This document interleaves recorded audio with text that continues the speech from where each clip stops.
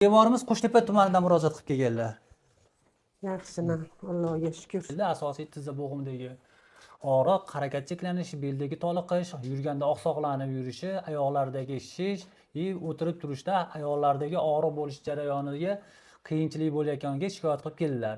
Kelgandan keyingi holatlarga asoslanib bemorga mahalliy statsionar davo tavsiya qildik va bu yerda bo'limda mavjud bo'lgan fizioterapiya muolajalarini amalga oshirdik.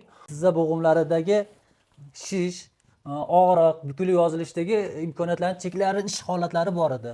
Xolajon, hozirgi holat qanaqa holat bo'ldi kelganingizga nisbatan? Hozir yurolmay kelgan edim, yuryapman. Xudoga shukr, og'riqlar yo'q. Tortishishlarcha oyoqdagi, tortish Tortishishlar jarayoni, dimiqish. Yo'q, hozir harakatlarim yaxshi. Oyoqni bemalol ishlatyapman, Xudoga shukr. Vali bossam, bag'larga ham og'riq beryapti. Hozir og'riqlarim yaxshi bo'lib qoldi, Allohga shukr. So'zlariga hamohang holatda oyoqda holatini ko'ramiz. Mana oyoqda holati mana. Harakat To'liq bukilgan holati, tizza bo'g'imda to'liq yozilgan holat. Kelganda to'liq oxiriga borish imkoniyati cheklangan edi. To'liq yozilmasdi, mostay holatda oyoq tikka turgan holatda, mana shu to'liq yozilmagan holatda turadi. Mahalliy bo'g'imga bunga nisbatan 1,5 barobar miqdorida shish bor edi.